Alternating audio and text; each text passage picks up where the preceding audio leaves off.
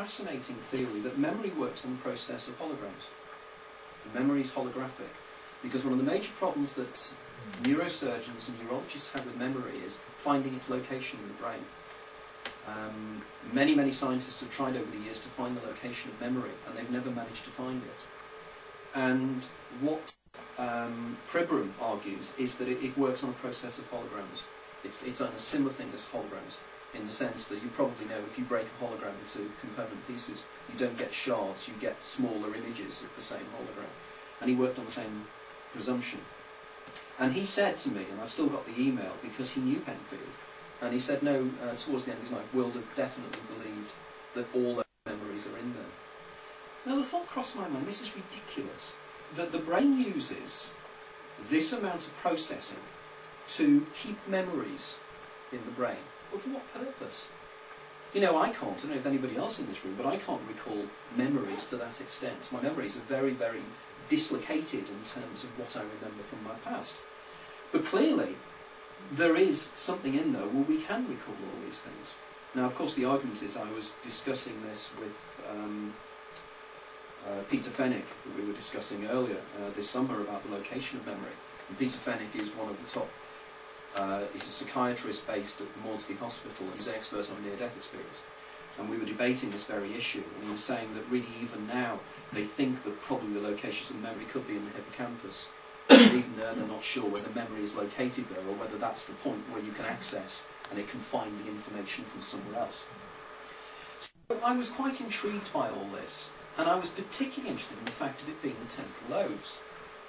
So I then started looking into, is there any evidence of anybody in the history of medical research that seemed to recall everything that happened to them, without necessarily the implications of surgery? And I came across the writing of Alexander Luria, who is, within the field of psychiatry, I think quite well known, but within general public is fairly unknown. And Alexander Luria was a fascinating guy. He worked with another guy called Vygotsky in the Soviet Union in the 1920s and 1930s. And one day in the late 20s, early 30s, somebody knocked on his front door in his apartment in Moscow, and it was a gentleman by the name of Solomon Sharonevsky. And Solomon Sharonevsky was a memory man. He'd earned his living round Russia, memorising lists and things in shows. The poor man couldn't forget anything he'd experienced. And he was desperate, and he'd heard about Luria's reputation. And he said, can you cure me of this problem that I remember everything? Unfortunately, Luria couldn't help him, but he did work with him for quite a few years, and he wrote a wonderful book called The Mind of a Memnonist. And that is about Solomon Sharonevsky. In the book he calls him S. Now the interesting thing about Solomon Sharonevsky is that not only did he remember everything, but there was one wonderful sequence where Luria is talking to Sharonevsky, and they're talking about somebody in their mutual past, and Sharonevsky turns to him and says, oh, do you remember the day? It was about 4:15 in the afternoon when so-and-so walked in wearing a red tie, doing this, and you said to me, and you were wearing this, and you were wearing that. Clearly he did remember everything. He had a phenomenal memory. But as I was reading the book, it was one of those weird moments where suddenly something fell into place. Because Sharonevsky in one stage describes the fact that he's two people. He had the term him and me. And depending upon his mood, he would be one or other of these personalities. And indeed, there was one stage where he described how his other self went to school, and he watched him go to school. This intrigued me, but what intrigued me even more was when I subsequently discovered that Solomon Sharonevsky had an illness. He was a temporal lobe epileptic. He had epilepsy focused on the temporal lobes of the brain. Now, this is interesting because Penfield was managed to evoke the memories by stimulating the temporal lobes. And here was Sharonevsky, who had complete memory recall, felt he was two people, and was a temporal lobe epileptic. And this is when the strangest thing happened to me. By this stage, I still didn't know where I was going. I'd started with déjà vu, and I'd moved across all these areas, and my interest was taking me to all these places, but I didn't know what I was going to write a book about. And the phone rings one afternoon, and it's a recruitment consultancy. The lady turns around to me and she says, Tony, are you looking for work at the moment? And I said, no, I'm not, because I'm writing a book. And as most people said, she said, what are you writing about? And I said, well, I'm writing about, I'm not sure, but I'm writing at the moment, and I'm interested and intrigued by temporal lobe epilepsy. She goes extremely quiet, and she said, I need to meet you. So I arranged to meet her. I was living in Horsham in West Sussex at the time. And I arranged to meet her near Gatwick Airport, a hotel. And she walked in and she said, Tony, the reason I couldn't speak to you was I'm in an office where everybody else can overhear what I'm saying. But I've been recently diagnosed with temporal lobe epilepsy, and I don't want people at work to know about it. Let's call up Margaret for argument's sake. And Margaret turned around, and I turned around to Margaret and I said, this is absolutely fascinating. Can you tell me a little bit about your temporal lobe epilepsy and how it affects you? And she said, well, that's the strange thing. She said, the first time I had my first effect of TLE, because the interesting thing about temporal lobe epilepsy is that if it is just located within the temporal lobes and doesn't go across the brain, people don't have full grand mal seizures. They have just absences. You know.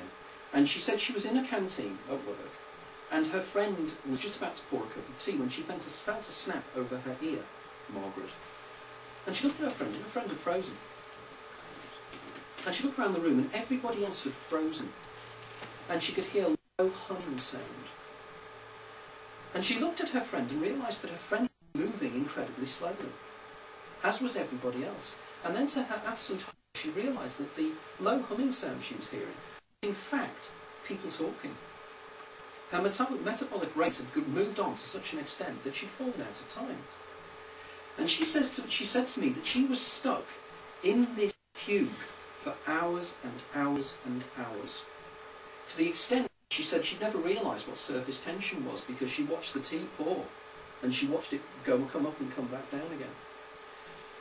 After what seemed like hours, now hold it in your mind for a second that she was away for, she felt she was away for hours, and I asked her and I said, how long could you have been away for, do you think? Ultimately, she said it could have been years, could have been a lifetime. I was just stuck in this thing. And then she felt another snap over her ear, and her friend just continued moving. Looked back at her and said, are you okay? And she said, I had the most strange experience, and her friend said yes. And all she, as far as her friend had observed, all Margaret had done had gone like that. She'd been away for hours. Now, hold it in your minds that she could have been away for days, or weeks, or months, or years. But as far as her friend's perception of time goes, she was away for a split second.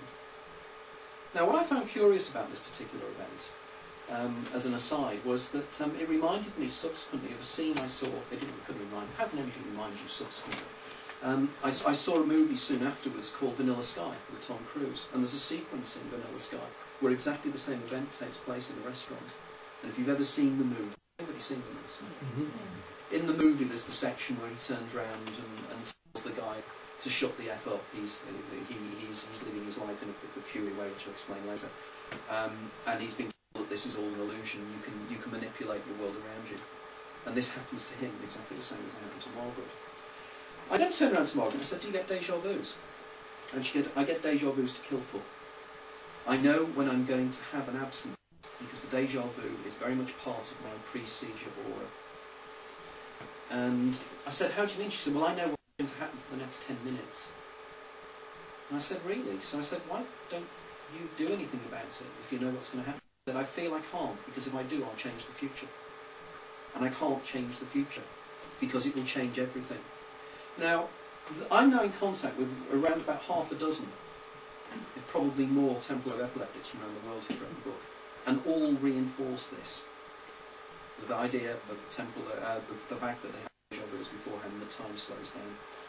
There's one young guy that lives locally who doesn't necessarily have temporal lobe epilepsy, but he has a mole or a growth on his pineal gland. And he says he has the most profound déjà vus. And he says the only way he can stop himself from feeling he's going insane is he says the words in his mind with the person who's talking to him. It's the only way he can control it. I've also done many, many talks. This is now probably about the 65th talk I've done. And usually, in many occasions, there's been temporal lobe epileptics in the audience who've stood up at this stage and said, you know, actually I know because this happens to me. I experienced this. But, so déjà vu is part of the temporal lobe aura. And